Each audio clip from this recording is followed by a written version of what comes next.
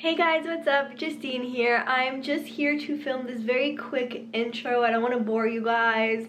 I know you guys want to get right into the video, and so do I. So I'm just here to say hi. If this is the first time you're clicking on one of my videos, my name is Justine. I'm a nurse. I've been a nurse for 3 years, and I've started this new segment on my channel. It's going to be, I believe, 4 videos, maybe more, where I teach you guys technical skills. So my first video was on how to prime IV tubing. Today we are doing blood draw, and the next one, which you better look out for, is going to be IV insertion. I still don't know what my 4th one is.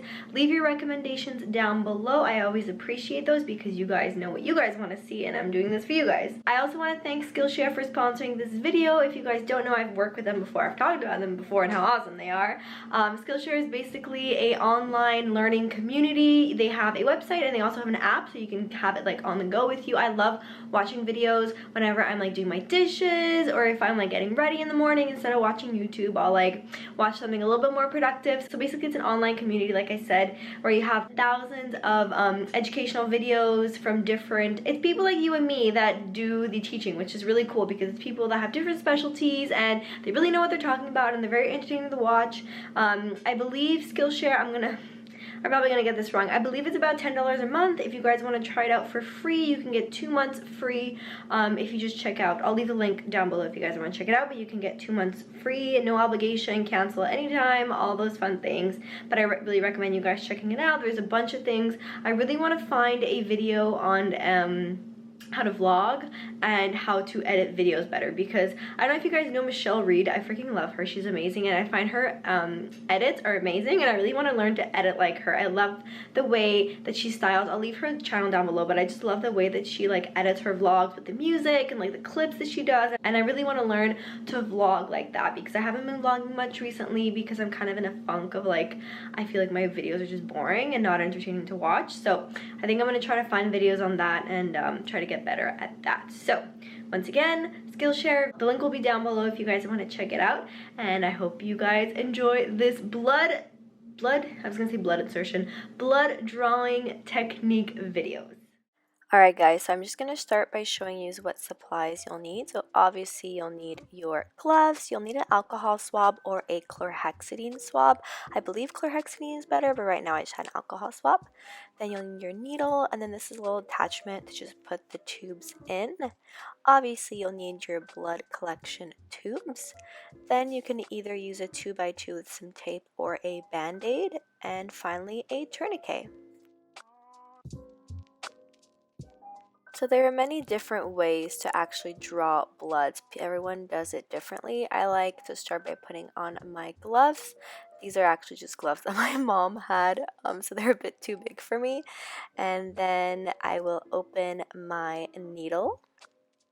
And this is a particular one, not all of them are like this, but I just had to connect my needle to the actual like collection port, I guess we could call it. And then one thing that's important is, yeah, obviously open your band-aid if you're going to use it, because after you're done you'll only have one hand. So make sure you prep everything before you actually put on your tourniquet, because you don't want to keep your tourniquet on for, okay, textbook says more than a minute, but in all honesty, if someone has a really difficult vein and you're trying, it could be there for 5 minutes. So I always try to prep my items before putting on my tourniquet. That way it reduces the time that it's actually on my patient. And thank you to my boyfriend for being so cooperative. One thing you can do is ask your patient to put their hand under their elbow to support it. It'll give you a better angle. So the first thing you're going to want to do, obviously, after you put on your tourniquet, is to clean your area. Now, he had a nice juicy vein in his antecubital, so I'm just going to use that. You want to clean for about, textbook says 30 seconds. Feel free to do 30 seconds. In all honesty, 50 seconds is probably more like it. And feel free to feel for the vein again, because I find that the more you look at it, the less you see it. So I like to always feel again and just make sure you're clean after. Another thing you can do is just put the corner of your alcohol swab where you're gonna puncture, just as like a reminder. So next you're going to take off your cap, and you want to keep your needle at a 10 to 15 degree, and always keep your skin taut. That is going to help the needle go in. So you can hold it differently. I like to hold it like this. Some people like to hold it by the little butterfly wings, and then you just go in. Hey guys, this is future editing me. I realized that I forgot to mention in the video that not all veins will be this easy. and they will not all be visible. You might have to look for it, and sometimes you might just have to go with your intuition and you might miss. So I just wanted to mention that if you do miss, like as you just saw, I went in and right away I had blood coming into my like little like the needle port, like just before the tubing, so I know I was in. If you go in and you do not see that blood, obviously it means you didn't hit the vein. So a couple things you can do: absolutely do not remove your needle right away. Don't just go in and be like, oh, I didn't get the vein, and then pull out. No, you're gonna have to look for it. And I always tell myself, sometimes it is painful for the patients because you have to like thread your needle around a bit, but I always tell myself, because I feel bad that it hurts them, but I always tell myself it's better to look and for like a minute or two than to have to poke them again. So if you don't find it, try going deeper. Still nothing, try pulling back, try changing your angle. So say you're like this, pull back, go higher, pull back, go lower, go sideways, feel for your vein. Threading means like you're going like this with your needle. You're going around and you're trying to see where the hell that vein went that you just saw. I usually don't like to do that for more than like 30 seconds, 1 minute max.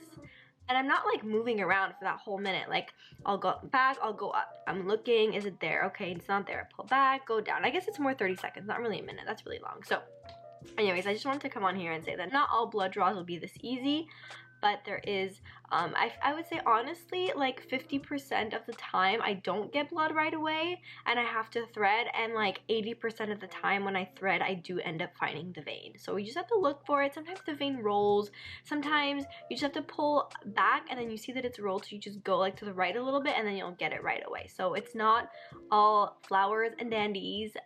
That's not even an expression. But anyways, back to the video.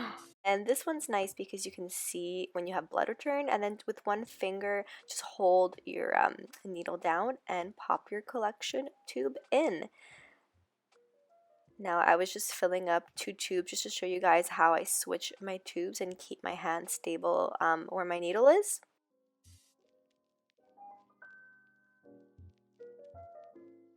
Once you're done, start by removing your tourniquet first. Then you can fold your 2x2 if that's what you're using. I like to fold it in 4. I just find that it's smaller and less annoying for the patient. And then these are like retractable needles, which is awesome. So they just retracted on itself. And then I'm popping a band-aid because I didn't have any tape on me, but usually I would probably use tape in the hospital. So I'm just popping this band-aid on.